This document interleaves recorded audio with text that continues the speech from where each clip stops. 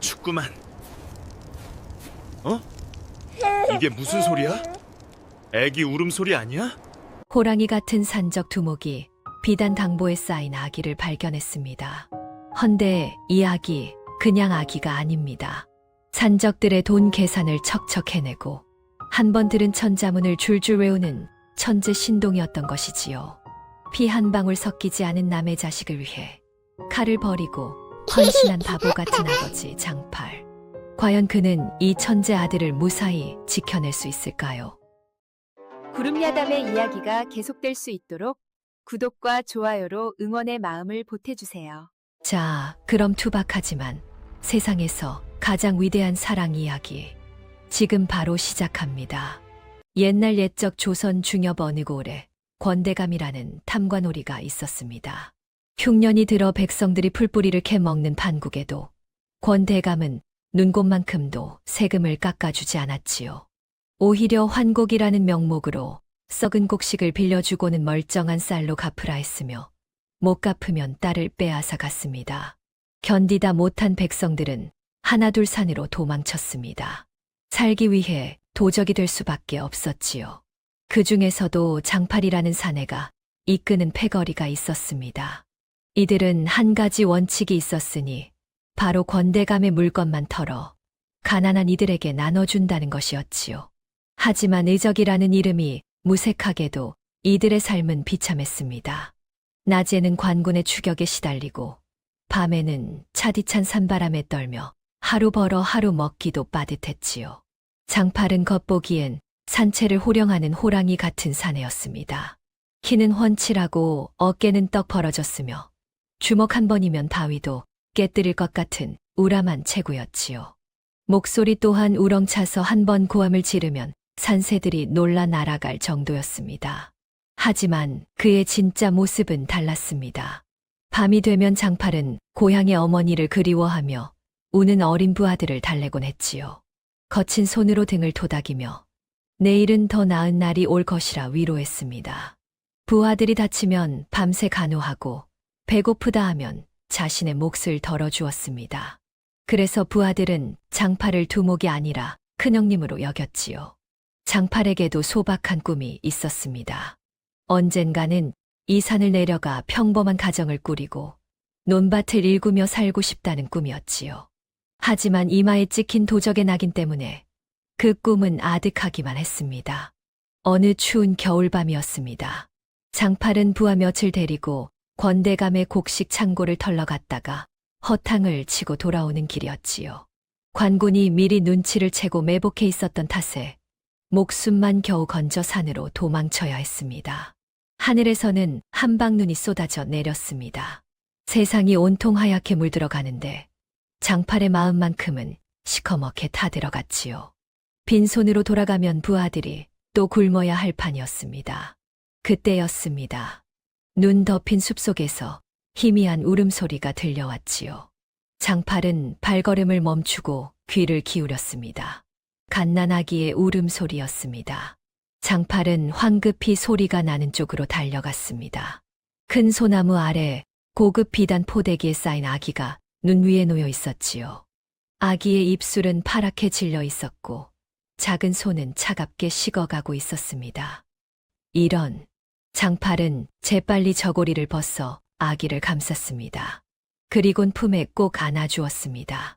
자신의 체온으로 얼어가는 작은 생명을 녹여내기 위해서였습니다.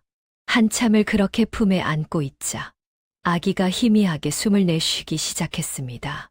장팔은 가슴이 뭉클했습니다. 이 추운 밤에 누가 이렇게 어린 것을 버렸단 말입니까? 아기의 얼굴을 들여다보니 오똑한 코에 또렷한 눈매가 예사롭지 않았습니다. 강보 또한 보통 백성이 쓸 수 없는 고급 비단이었지요. 무슨 사연이 있겠구나. 장팔은 아기를 품에 꼭 안고 산채로 향했습니다. 눈은 여전히 쏟아졌지만 그의 가슴속은 이상하게도 따뜻했지요. 장팔이 아기를 안고 산채로 돌아오자 난리가 났습니다. 두목, 그게 뭡니까? 곡식도 못 구해오고 입 하나 더 늘리셨습니까? 부하들이 투덜거렸지요. 당장 내일 먹을 양식도 없는 판에 갓난 아기를 데려왔으니 불평이 나올 만도 했습니다. 장팔은 난처한 표정으로 아기를 내려다보았습니다. 그때 아기가 눈을 떴습니다. 까만 눈동자가 반짝이더니 작은 입이 방긋 웃음을 지었지요. 아이고, 저것 봐라. 웃는구만. 투덜대던 부하 하나가 헛기침을 하며 말했습니다. 다른 부하들도 하나 둘 아기 곁으로 모여들었지요. 눈이 초롱초롱하니 영특하게 생겼는걸. 손이 참 작구만. 내 새끼 손가락만 하네. 거친 산적들이 아기 하나에 와르르 녹아내렸습니다. 하지만 문제가 있었습니다. 아기를 먹일 젖이 없었던 것이지요. 두목 이를 어찌합니까? 이놈이 배고파 울어댑니다. 장팔은 결심했습니다. 다음 날 새벽 장팔은 칼과 활을 모두 산채에 두고 맨몸으로 산을 내려갔지요. 마을 어귀에서 아이를 낳은 지 얼마 안 된 젊은 안악을 찾아다녔습니다.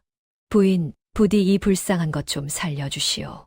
산적 두목 장팔이 고개를 조아리며 빌었습니다. 처음에는 겁을 먹던 안악네들도 장팔의 간절한 눈빛과 아기의 애처로운 모습에 마음이 움직였지요. 가엾기도 하지. 조금만 기다리시오. 장팔은 그렇게 하루에도 몇 번씩 산을 오르내리며 젖동량을 했습니다. 거친 산적이 아기 때문에 온 마을을 돌아다니며 굽신거리는 모습이 우스꽝스러웠지만 장팔은 개의치 않았지요. 한 달이 지나자 아기는 제법 살이 올라 통통해졌습니다. 어느 날 저녁 장팔은 부하들을 모아놓고 말했습니다. 이놈에게 이름을 지어줘야겠소. 부하 중 하나가 나섰습니다. 몰락한 양반 집안 출신으로 그를 아는 사내였지요. 두목 제가 좋은 이름을 하나 지어보겠습니다. 그래, 말해보게. 선제는 어떻습니까? 착할 선자의 제목 제자입니다. 착한 제목이 되어 바르게 자라라는 뜻이지요. 장팔이 고개를 끄덕였습니다. 선제, 좋은 이름이네. 우리가 모두 선제의 삼촌이 되는 것이로군요. 그날 밤부터 산채에는 선제야 하고 부르는 소리가 끊이지 않았습니다. 거친 산적들의 얼굴에 처음으로 온화한 미소가 번졌지요. 장팔은 아기를 품에 안고 생각했습니다. 내가 너에게 줄 수 있는 것이 많지 않구나. 하지만 이 아비는 너가 떳떳한 사람이 되도록 목숨을 다해 기르겠다. 세월은 물 흐르듯 흘러 어느덧 5년이 지났습니다. 선제는 제법 똘똘한 5살 아이로 자랐지요. 큰 눈망울의 붉은 볼, 총명해 보이는 이마가 사랑스러웠습니다. 산적들은 선제를 아들처럼 아꼈습니다. 훔쳐온 엿을 몰래 쥐어주고 따뜻한 자리를 양보하며 재미난 이야기를 들려주곤 했지요. 어느 날이었습니다. 부하들이 권대감의 곡식 창고를 털어 엽전 꾸러미를 가져왔습니다. 모두 합쳐 173냥이나 되는 큰 돈이었지요. 그런데 몫을 나누는 과정에서 말다툼이 벌어졌습니다. 내가 3번이나 나갔고 가장 먼 길을 갔으니 더 받아야 한다. 아니요, 나는 2번 나갔지만 관군과 맞서 싸웠으니 위험 수당을 더 받아야 하오. 나는 1번만 나갔어도 짐을 가장 많이 날랐소. 7명의 부하가 각자 다른 조건을 내세우며 우겨댔습니다. 누구는 3번, 누구는 2번, 누구는 1번 나갔고 위험도와 짐의 양도 제각각이었지요. 장팔도 머리가 지끈거렸습니다. 그때였습니다. 구석에서 놀던 선제가 총총 걸어왔습니다. 엽전 꾸러미를 올려다보더니 고개를 갸우뚱하며 물었지요. 삼촌들, 싸우지 마세요. 제가 나눠드릴까요? 꼬맹이가 무슨 수로? 부하 하나가 코웃음을 쳤습니다. 선제는 작은 손가락으로 엽전을 가리키며 말했습니다. 엽전을 7삼촌이 나눠 가지는데요. 나간 횟수랑 위험한 정도랑 짐 무게를 다 더하면요. 선제는 잠시 눈을 감고 생각하더니 또박또박 말했지요. 첫째 삼촌은 28냥, 둘째 삼촌은 31냥, 셋째 삼촌은. 선제는 7명의 몫을 하나도 틀리지 않고 순식간에 계산해냈습니다. 심지어 2냥이 남는데 이건 산채 살림에 보태세요라고 덧붙였지요. 부하들이 반신반의하며 엽전을 세어보았습니다. 어라, 정말로 딱 맞아떨어지는구만. 이놈이 어찌 이런 셈을 순식간에. 모두가 입을 떡 벌렸습니다. 장팔은 선제를 번쩍 들어 올리며 활짝 웃었습니다. 내 아들이 산 신령이 점지한 신동이라니까. 이놈이 장차 큰 인물이 될 거요. 부하들도 박수를 치며 기뻐했습니다. 그날부터 선제는 산채의 꼬마 총무님이 되었지요. 세월이 흘러 선제가 7살이 되던 해 봄이었습니다. 장팔은 선제를 데리고 장터에 내려갔습니다. 선제는 장팔의 커다란 손을 꼭 잡고 장터를 구경했습니다. 온갖 물건을 파는 상인들과 북적이는 사람들이 신기했지요.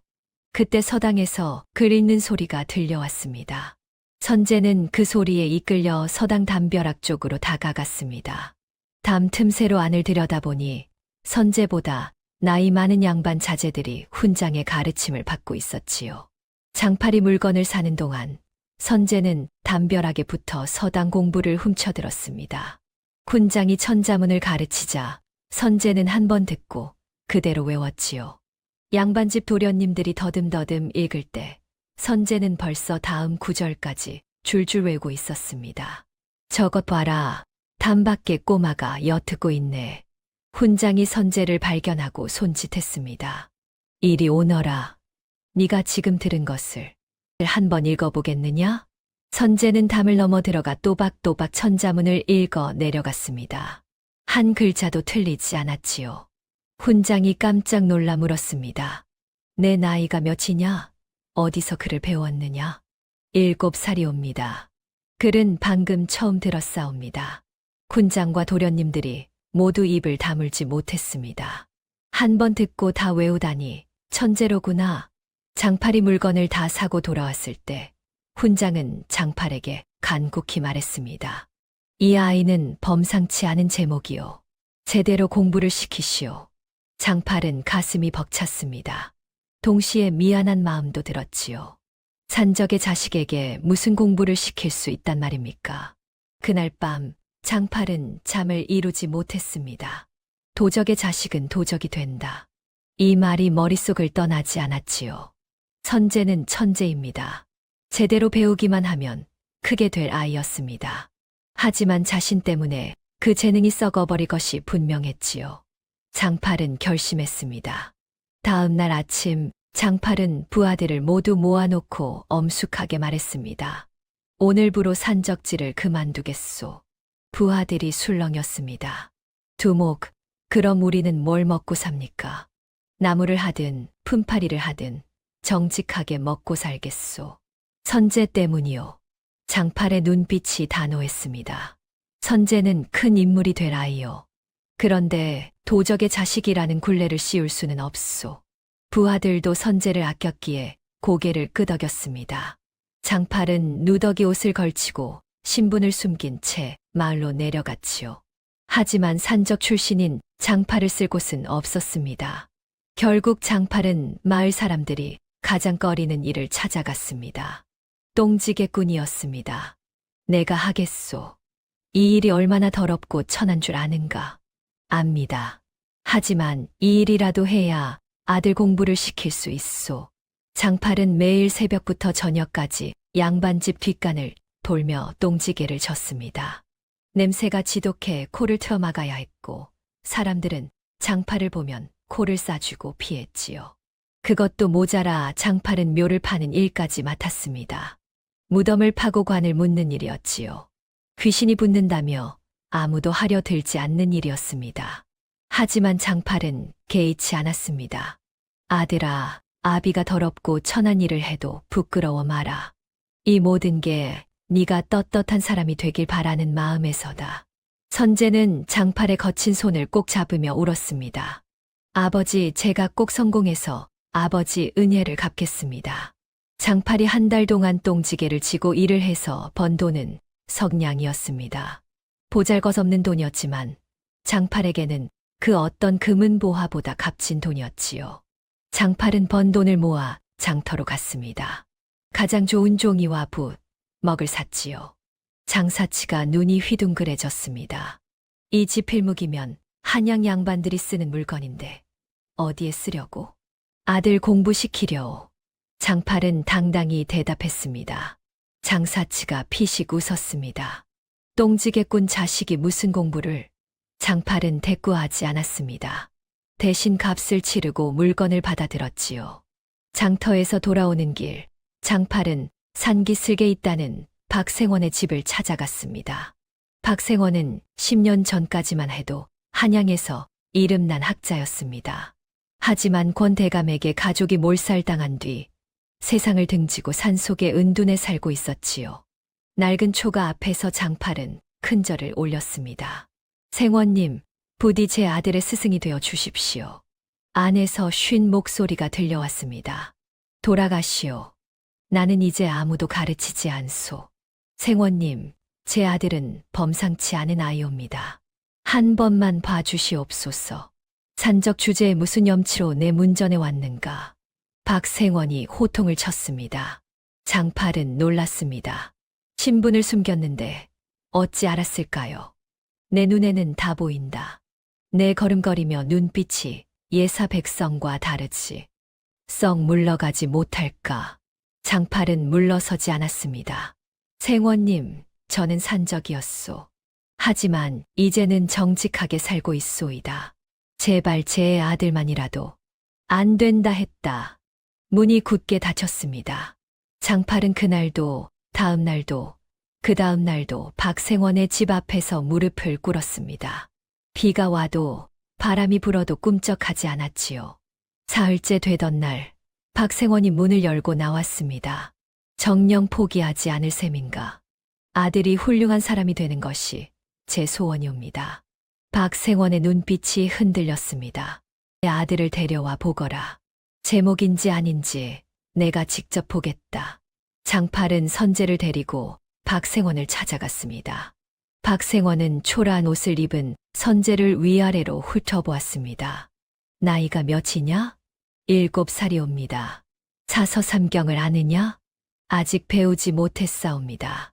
박생원이 코웃음을 쳤습니다. 7살의 글도 제대로 모른다면 이미 늦었다. 양반집 도련님들은 5살부터 천자문을 떼는데 선제가 또박또박 말했습니다. 천자문은 압니다. 선제는 천자문을 줄줄 외웠습니다. 박생원의 눈빛이 달라졌지요. 어디서 배웠느냐? 서당단 밖에서 한 번 들었사옵니다. 한 번 듣고 외웠다고? 박생원은 선제의 재능을 시험해 보기로 했습니다.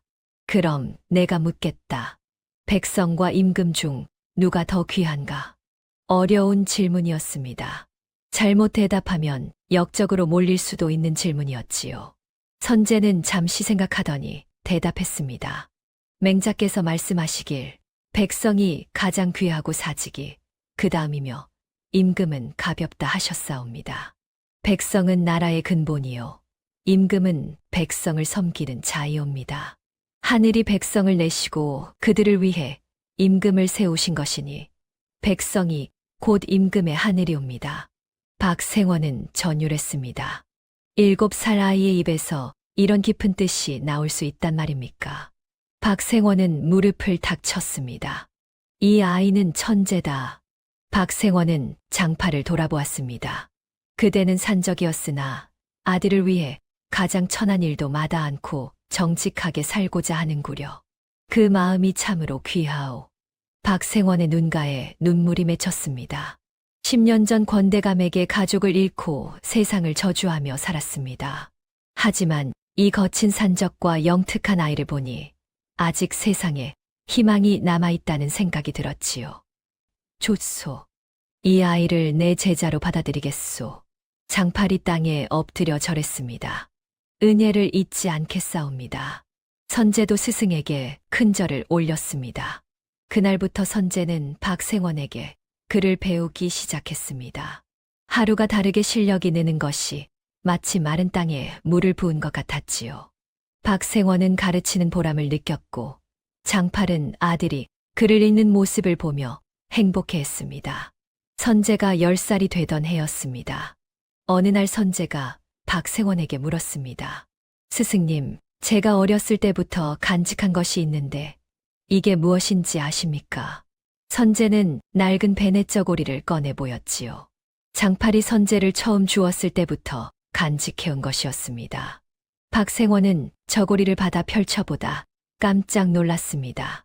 안감의 수노인 문양이 심상치 않았기 때문입니다.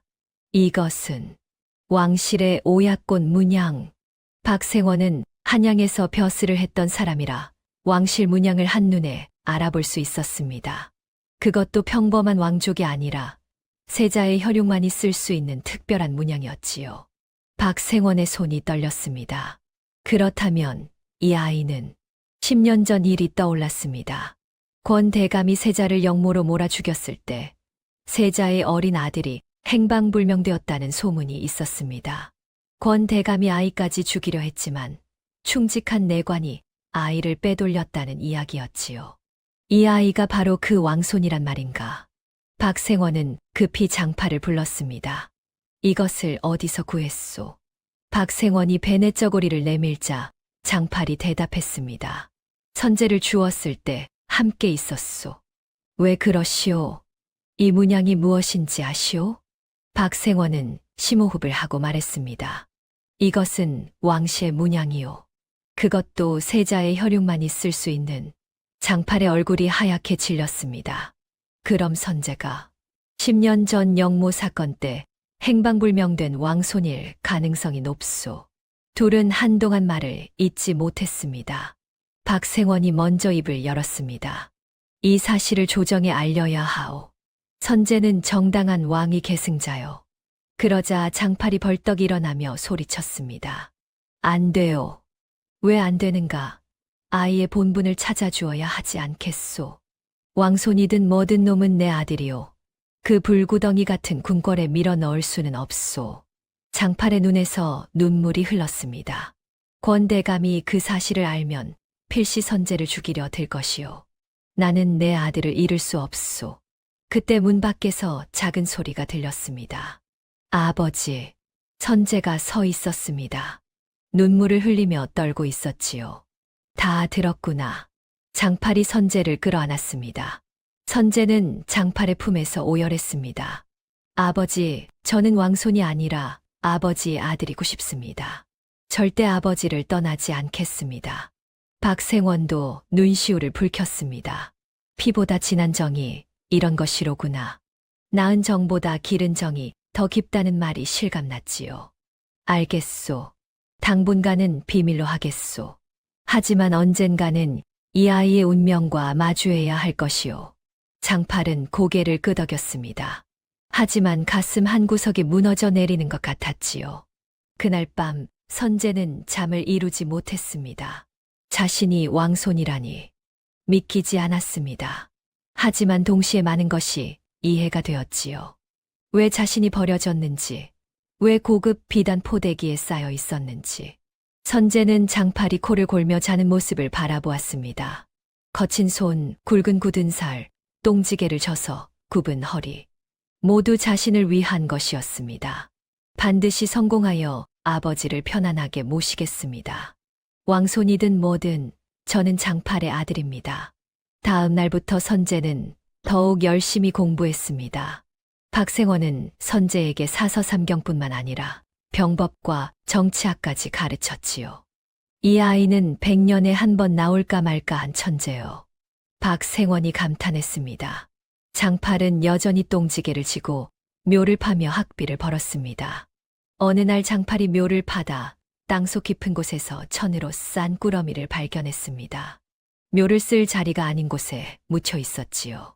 누군가 급히 숨겨둔 것 같았습니다. 장팔은 꾸러미를 조심스럽게 꺼내 펼쳐보았습니다. 안에는 여러 장의 종이가 들어있었지요. 그를 몰라 알 수 없었지만 무언가 중요한 것 같았습니다. 그렇게 몇 차례 장팔은 묘를 파며 이상한 꾸러미들을 발견했습니다. 모두 같은 방식으로 땅속 깊이 숨겨져 있었지요. 선제야, 이것들이 뭐냐? 선제가 종이들을 읽어보고는 얼굴이 굳어졌습니다. 아버지, 이것은 권대감의 살인 장부입니다. 장부에는 권대감이 누구를 죽였는지 상세히 기록되어 있었습니다. 권대감을 배신하려던 수하들이 증거를 땅에 묻어뒀다가 입막음을 당한 것 같았지요. 이것만 있으면 권대감을 벌할 수 있습니다. 선재가 흥분했습니다. 하지만 장팔은 고개를 저었습니다. 아니다. 권대감은 권력자다. 우리 같은 천민이 덤볐다간 도리어 죽임을 당할 것이다. 일단 잘 숨겨두자. 언젠가 쓸 날이 올 것이다. 장팔은 장부들을 천으로 싸서 산채 뒤편 큰 바위 밑에 묻어두었습니다. 그 무렵 마을에는 소문이 돌기 시작했습니다. 산속에 신동이 있다더라. 박생원이 불안해하며 말했습니다. 조심해야 하오. 이 소문이 잘못 전해지면 위험할 수 있소. 하지만 이미 늦었습니다. 한양 권대감의 저택. 권대감은 60이 넘었지만 여전히 눈빛이 날카로웠습니다. 10년 전 세자를 죽이고 권력을 잡은 뒤 그는 조정을 소나기에 넣고 백성들을 착취하며 호의호식했지요. 대감마마, 산속에 이상한 소문이 돕니다. 신복이 보고했습니다. 무슨 소문인가? 산속에 신동이 있다 하옵니다. 한 번 보면 잊지 않고 글을 읽는 재주가 뛰어나다 하옵니다. 권대감은 처음엔 대수롭지 않게 여겼습니다. 신동이라. 그게 나와 무슨 상관인가? 하지만 며칠 뒤 첩자가 더 자세한 정보를 가져왔습니다. 대감마마, 그 아이를 가르치는 스승이 박생원이라 하옵니다. 권대감의 눈빛이 변했습니다. 박생원, 10년 전 내가 멸문시킨 그 박생원 말인가? 그렇사옵니다. 살아남아 산속에 숨어 살고 있었던 것 같사옵니다. 권대감은 불안해지기 시작했습니다. 그 늙은이가 누굴 가르친다고 더 자세히 알아보거라. 첩자는 박생원의 집 근처에 숨어 지켜보았습니다. 어느 날 선재가 박생원과 대화하는 모습을 엿들었지요. 선재야, 내 재능이라면 언젠가 큰 인물이 될 것이다. 스승님, 저는 그저 아버지를 편안하게 모시고 싶을 뿐입니다. 그래도 너의 몸 속에 흐르는 고귀한 피는 숨길 수 없느니라. 첩자는 더 자세한 내용은 듣지 못했지만 고귀한 피라는 말이 귀에 꽂혔습니다. 첩자가 권대감에게 보고했습니다. 대감마마, 박생원이 그 아이에게 고귀한 피라는 말을 했다 하옵니다. 그리고 아이의 재능이 보통이 아니라 하옵니다. 권대감의 얼굴이 하얗게 질렸습니다. 설마 그 아이가 살아있단 말인가? 10년 전 세자의 아들을 죽이려 했으나 놓쳤던 기억이 떠올랐습니다.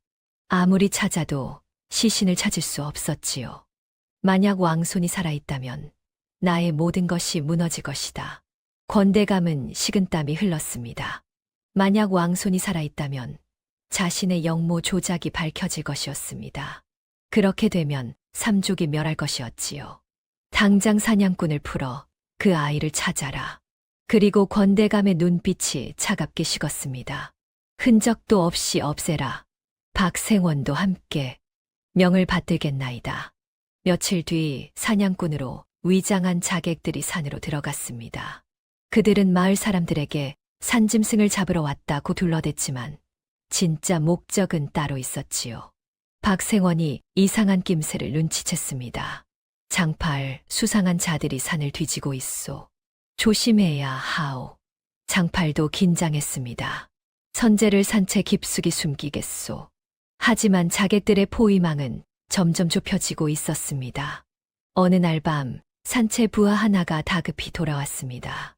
두목, 정체불명의 자들이 우리를 공격했습니다. 뭐라고? 장팔이 달려가 보니 부하가 부상을 입고 비틀거리고 있었습니다. 놈들이 우리를 해치려 합니다. 장팔은 직감했습니다. 권대감의 지시로구나. 선재를 노리는 것이 틀림없다. 장팔은 급히 선재를 불렀습니다. 선재야, 박생원님과 함께 산을 떠나거라. 싫습니다. 아버지를 두고는 못 갑니다. 선재가 고개를 저었습니다. 말 듣거라. 네가 위험에 처하면 아비는 살아갈 이유가 없다. 장팔이 호통을 쳤지만 선재는 요지부동이었습니다. 저도 마찬가지입니다. 아버지가 없으면 저도 살 수 없어요. 선재의 눈에 눈물이 가득했습니다. 장팔은 선재를 꼭 껴안았습니다. 이놈아, 어찌 이리 효성이 지극하냐. 내 때문에 아비의 가슴이 찢어지는구나. 자객들의 공격은 날이 갈수록 거세졌습니다. 산채 부하들이 하나 둘 쓰러져 갔지요. 싸움에서 다치고 상처를 입었습니다. 장팔은 남은 부하들과 함께 산채를 지키기로 했습니다. 우리가 도적질은 그만뒀어도 싸움만큼은 잘하지 않소. 산적들은 10년 넘게 관군과 싸워온 베테랑들이었습니다. 쉽게 당하지 않았지요. 하지만 자객들의 수가 너무 많았습니다. 박생원은 선제를 데리고 산채 깊숙한 곳에 숨었습니다. 선제야, 두려우냐? 아닙니다. 스승님. 아버지를 믿습니다. 선제는 떨리는 목소리로 대답했습니다. 그때 선제의 머릿속에 번뜩이는 생각이 떠올랐습니다. 박생원에게 배운 병법이었지요. 손자병법에는 적을 알고 나를 알면 100번 싸워도 위태롭지 않다고 했습니다. 선제는 스승에게 말했습니다. 스승님, 제게 묘책이 있습니다. 무슨 묘책이냐? 우리는 산을 잘 압니다. 하지만 저들은 산을 모릅니다. 함정을 파서 저들을 유인하는 것입니다. 박생원의 눈이 빛났습니다. 그래, 좋은 생각이다. 선제는 종이에 산채 주변의 지형을 그렸습니다. 그리고 어디에 함정을 파야 할지, 어떻게 적을 유인할지 상세히 계획을 세웠지요. 장팔과 부하들은 선제의 계획대로 움직였습니다. 산길 곳곳에 함정을 팠습니다. 나뭇가지로 덮어 안 보이게 하고 바닥에는 뾰족한 나무를 박았지요. 또한 큰 바위를 산 위에 굴러 떨어뜨릴 준비를 했습니다. 선제의 머리가 이렇게 좋을 줄이야. 부하들이 감탄했습니다. 이틀 뒤 자객들이 다시 공격해왔습니다. 하지만 이번에는 달랐습니다. 으악! 앞서 가던 자객이 함정에 빠져 비명을 질렀습니다. 조심해라. 다른 자객들이 뒤로 물러섰지만 산 위에서 굴러떨어지는 바위에 놀라 혼비백산했지요. 선제의 계획이 적중한 것이었습니다. 자객들은 더 이상 접근하지 못하고 물러섰습니다. 이놈들 함정을 파놓았다. 퇴각하라. 자객들이 도망쳤고 장팔과 부하들은 환호했습니다. 선제 도련님 만세. 하지만 기쁨도 잠시 더 큰 위기가 다가오고 있었습니다. 그 무렵 마을에는 행색이 초라한 나그네 하나가 머물고 있었습니다. 겉보기엔 평범한 장사치처럼 보였지만 그의 정체는 조정에서 파견한 암행어사 한규였습니다. 임금은 권대감의 악행에 대한 소문을 듣고 한규를 몰래 파견했지요. 하지만 증거가 없었습니다. 한규는 마을을 돌아다니며 백성들의 이야기를 들었습니다. 권대감 때문에 우리가 이 모양이 됐소. 백성들의 원성이 하늘을 찔렀지만 권대감은 워낙 교활해서 흔적을 남기지 않았지요. 어느 날 한규는 묘를 파는 장팔을 목격했습니다. 힘든 일인데 왜 하십니까? 아들 공부시키려고요. 장팔의 담담한 대답에 한규는 호감을 느꼈습니다. 자식을 위해 천한 일도 마다 않는 아버지의 마음이 귀했지요. 며칠 뒤 한규는 장팔이 정기적으로 산으로 올라가는 것을 발견했습니다. 조심스럽게 뒤를 따라가니 장팔은 산채 뒤편 큰 바위 밑에서 무언가를 꺼내 확인하고 다시 묻었습니다. 장팔이 완전히 떠난 뒤 한규는 그 장소를 찾아갔습니다. 땅을 파보니 천으로 싼 꾸러미가 나왔고 안에는 여러 장의 장부가 들어있었지요.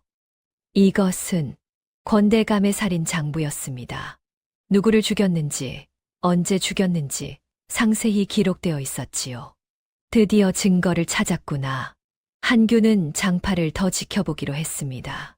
그러던 어느 날 권대감의 자객들이 산으로 올라가는 것을 목격했습니다. 한규는 조심스럽게 뒤를 따랐지요. 산채에서는 치열한 전투가 벌어지고 있었습니다.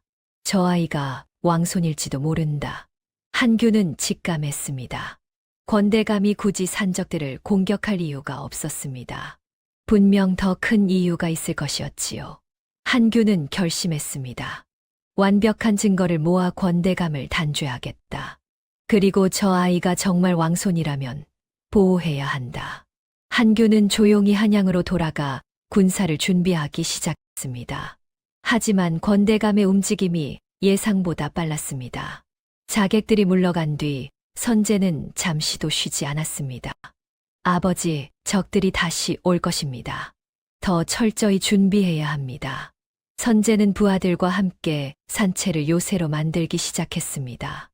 나무를 베어 울타리를 치고 높은 곳에 망루를 세웠지요. 물과 식량을 비축하고 화살과 돌을 준비했습니다.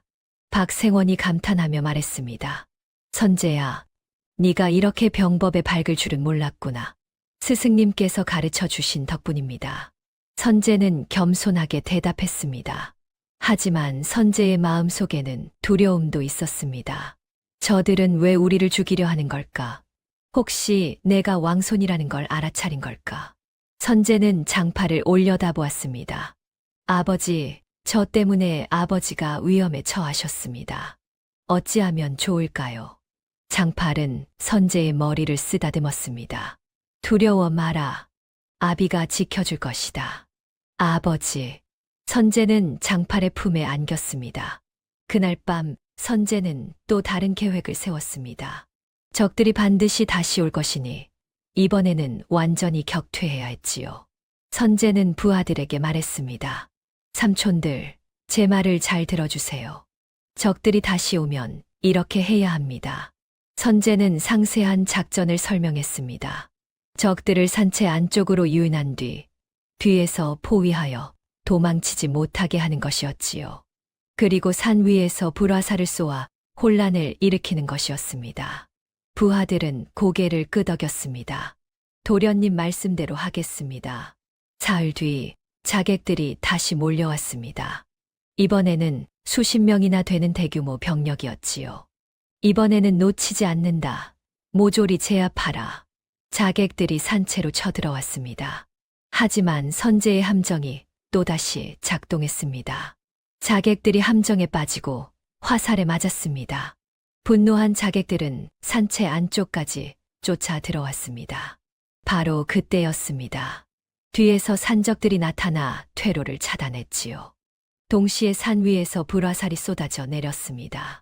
포위당했다. 자객들이 패닉에 빠졌습니다. 장팔과 부하들은 자객들을 제압했습니다. 항복하라. 자객들은 무릎을 꿇었습니다. 장팔이 자객 두목에게 물었습니다. 누가 보낸 것이냐? 권대감이 옵니다. 자객이 떨리는 목소리로 대답했습니다. 장팔과 선제는 서로를 바라보았습니다. 역시 권대감이로구나. 장팔은 포로로 잡은 자객들을 꽁꽁 묶어 산채 한쪽에 가두었습니다. 이놈들을 어찌합니까, 두목? 일단 살려두라. 혹시 쓸모가 있을지 모른다. 장팔은 포로들을 지키던 부하에게 말했습니다. 큰 위기가 닥치면 이놈들을 풀어주고 도망가라 하거라. 우리가 이길 수 없는 싸움이라면 이놈들까지 목숨을 잃게 할 필요는 없다. 하지만 장팔의 말대로 이것은 시작에 불과했습니다. 권대감은 분노했습니다. 자객들마저 실패했다는 소식을 듣고는 탁자를 내리쳤지요. 이 무능한 놈들, 산적 몇과 아이 하나 제압하지 못하다니. 권대감은 결단을 내렸습니다. 내가 직접 가겠다. 군사를 이끌고 산채를 불태워버리겠다. 며칠 뒤 권대감은 100여 명의 군사를 이끌고 산으로 올라왔습니다. 장팔은 멀리서 행렬을 보고 얼굴이 굳었습니다. 저렇게 많은 병력이라니. 이번에는 함정으로 막을 수 있는 규모가 아니었습니다. 장팔은 급히 포로들을 지키던 부하를 불렀습니다. 포로들의 결박을 풀어주고 도망가라 하거라. 우리는 이 싸움에서 살아남지 못할지도 모른다. 부하가 포로들을 풀어주자 자객들은 황급히 산 아래로 도망쳤습니다. 박생원이 다급히 말했습니다. 장팔, 이제는 피해야 하오. 선제를 데리고 도망가시오. 하지만 이미 늦었습니다. 권대감의 군사들이 산채를 포위했지요. 안에 있는 자들은 모두 나와라. 나오지 않으면 불을 지르겠다. 권대감의 목소리가 산에 울려 퍼졌습니다. 장팔은 선제를 뒤로 감추며 말했습니다. 선제야, 아비가 저들을 막을 테니 너는 뒷길로 도망가거라. 아버지, 안 됩니다. 말 듣거라. 장팔이 호통을 쳤지만 선제는 움직이지 않았습니다. 바로 그때 권대감이 명령을 내렸습니다. 불화살을 쏘아라. 하늘에서 불화살이 비처럼 쏟아져 내렸습니다. 산채의 나무 울타리에 불이 붙기 시작했지요. 순식간에 불길이 치솟았습니다. 으악, 불이야. 부하들이 비명을 지르며 뛰어나왔습니다. 장팔은 선제를 품에 안고 불길을 피하려 했습니다. 하지만 사방이 불바다였습니다. 뜨거운 연기가 목을 조여왔지요. 선제가 연기에 질려 기침을 했습니다. 선제야, 정신 차려. 장팔이 선제를 흔들었습니다. 그때 불화살 하나가 날아왔습니다. 선제를 향해 날아오는 것이었지요. 장팔은 순간적으로 몸을 날려 선제를 감쌌습니다. 장팔이 신음소리를 냈습니다. 등에 무언가 맞은 것이었지요. 선제가 비명을 질렀습니다. 장팔은 쓰러지며 어깨를 움켜잡았지만 선제만은 꼭 안고 놓지 않았습니다. 선제야, 너는 살아야 한다. 장팔의 목소리가 점점 약해졌습니다. 너는 더 큰 세상으로 가거라. 정신 차리세요, 아버지. 선제는 오열하며 장팔을 흔들었습니다. 불길이 점점 다가왔습니다. 선제는 쓰러진 아버지를 보며 눈물을 흘렸습니다. 하지만 이내 눈물을 닦았습니다. 아버지를 살려야 한다. 그러려면 저 권대감을 막아야 한다. 선제는 불길 속에서 일어났습니다. 품속에서 베넷 저고리를 꺼냈지요. 선제는 불길을 뚫고 권대감 앞으로 걸어갔습니다. 저 아이를 잡아라. 군사들이 달려들었지만 선제는 손을 들어 외쳤습니다. 멈추시오. 선제의 목소리에는 범상치 않은 위엄이 있었습니다. 군사들이 잠시 멈칫했지요. 권대감이 말해서 내려와 선제를 노려보았습니다. 네가 그 왕손이란 말이냐? 그렇소이다. 선제는 베넷 저고리를 펼쳐 보였습니다. 왕실의 오약꽃 문양이 선명하게 드러났지요. 권대감의 얼굴이 일그러졌습니다. 10살짜리 꼬마가 감히. 선제가 당당히 말했습니다. 너는 10년 전 영모를 조작하여 내 친부를 죽였다. 나는 바로 그 세자의 아들이다. 주변이 술렁거렸습니다. 군사들도 부하들도 모두 놀란 표정이었지요. 조용히 해라. 이놈이 거짓말을 하는 것이다. 권대감이 당황하며 소리쳤습니다. 하지만 선제는 물러서지 않았습니다. 거짓말이라고? 그럼 이 문양을 어찌 설명하겠느냐? 왕실의 문양은 왕족만이 가질 수 있는 것이다. 권대감은 칼을 빼들었습니다. 어쨌든 너는 오늘 죽는다. 권대감이 선제에게 칼을 휘둘렀습니다. 바로 그때였습니다. 어명이다. 우렁찬 목소리가 울려 퍼졌습니다. 산 아래에서 군졸들이 올라왔습니다. 앞장선 사람은 암행어사 한규였지요. 그는 마패를 높이 들고 외쳤습니다. 암행어사 출두요. 모든 사람이 무릎을 꿇었습니다. 권대감도 어쩔 수 없이 무릎을 꿇었지요. 한규가 권대감 앞으로 걸어와 차가운 목소리로 말했습니다. 권대감, 그대의 죄를 낱낱이 고하겠다. 한규는 장팔이 모아둔 살인 장부를 꺼냈습니다. 이것을 보아라. 그대가 얼마나 많은 무고한 백성을 죽였는지 기록되어 있다. 권대감의 얼굴이 하얗게 질렸습니다. 그것은 어디서? 하늘이 알고 땅이 안다. 그대의 악행은 결코 숨길 수 없었다. 그대가 죽인 자들의 원한이 증거를 남긴 것이다. 한규는 선제를 돌아보았습니다. 그리고 이 아이는 정당한 왕족이다. 그대가 죽이려 한 세자의 아들이지. 주변 사람들이 웅성거렸습니다. 세자의 아들이라고? 그럼 권대감이 영모를 조작한 것이 사실이란 말인가? 한규가 군졸들에게 명령했습니다. 권대감을 포박하라. 군졸들이 달려들어 권대감을 묶었습니다. 이놈들, 내가 누군지 아느냐? 나를 풀어라. 권대감이 발악했지만 소용없었지요.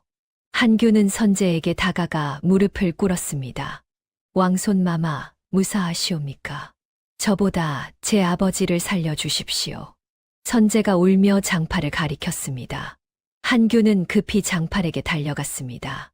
장팔은 여전히 쓰러져 있었지만 아직 숨이 붙어 있었지요. 어이를 불러라. 빨리. 한규의 명령에 군졸들이 바삐 움직였습니다.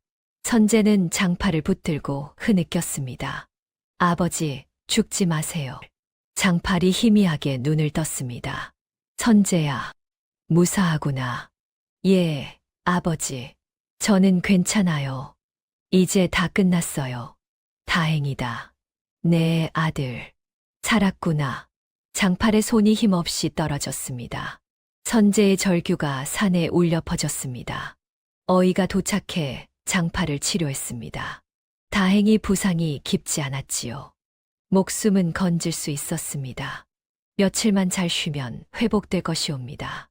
어이의 말에 선제는 안도의 한숨을 내쉬었습니다. 권대감은 포박된 채 한양으로 압송되었습니다. 조정에서는 권대감의 죄를 낱낱이 밝혀냈지요. 10년 전 영모 조장 수십 명의 살인, 백성 착취, 모든 죄가 드러났습니다. 임금은 진노했습니다. 이런 역적이 내 조정에 있었다니. 권대감은 능지처참형을 받았습니다. 그의 재산은 모두 몰수되어 백성들에게 돌아갔지요. 한편 선제는 장팔을 간호하며 밤낮으로 곁을 지켰습니다. 장팔은 조금씩 회복되었습니다. 어느 날 한규가 찾아왔습니다. 왕손마마, 임금께서 궁으로 오시라 하셨사옵니다. 선제는 고개를 저었습니다. 저는 아버지를 떠날 수 없습니다. 하지만 왕손마마의 신분이 무엇입니까? 저를 살린 건 왕실이 아니라 이분이십니다. 선제는 장팔을 가리켰습니다. 한규는 난처한 표정을 지었습니다.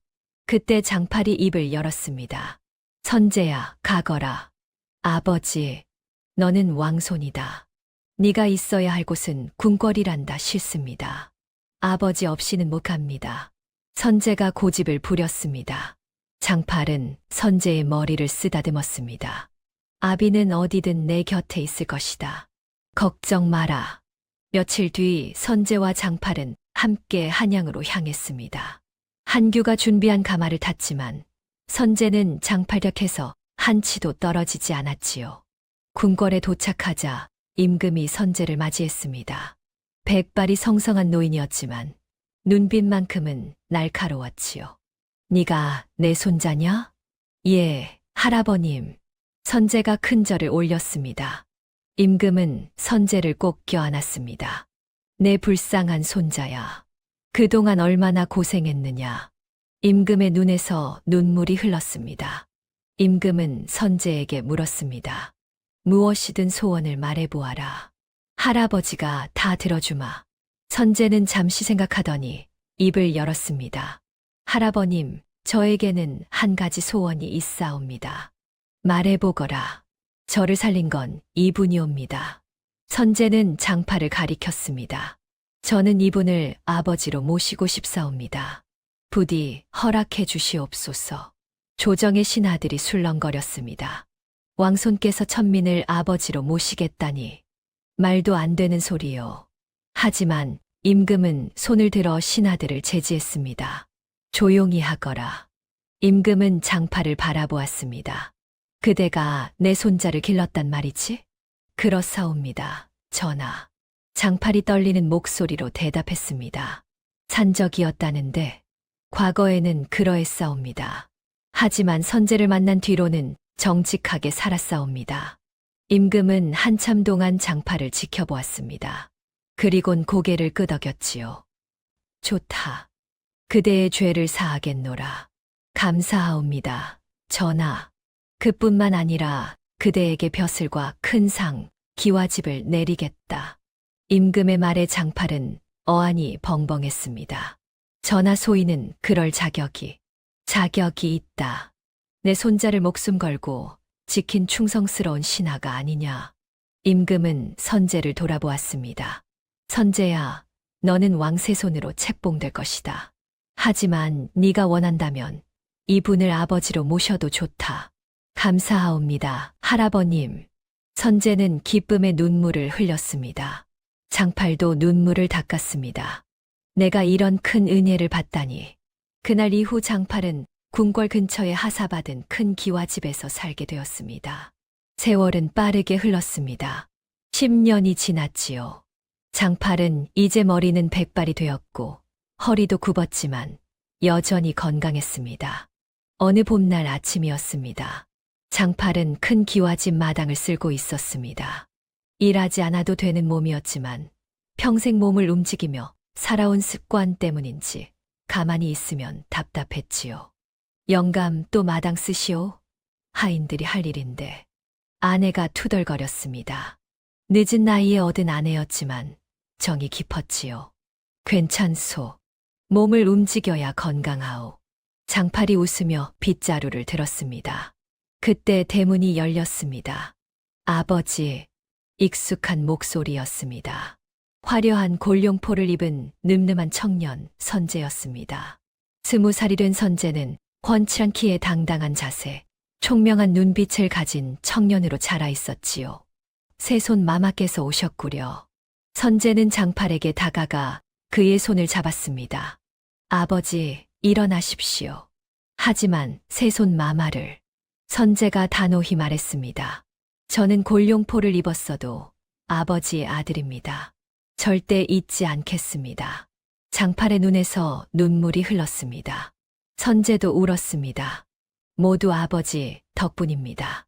아버지께서 저를 주워 기르지 않으셨다면 저는 눈 속에서 얼어 죽었을 것입니다. 둘은 꼭 껴안았습니다. 곁에서 지켜보던 아내도 눈물을 닦았지요. 선재는 장팔과 함께 마루에 앉았습니다. 아버지, 오늘은 좋은 소식을 가지고 왔습니다. 할아버님께서 저를 다음 임금으로 정하셨습니다. 장팔이 깜짝 놀랐습니다. 앞으로 조선의 임금이 될 것입니다.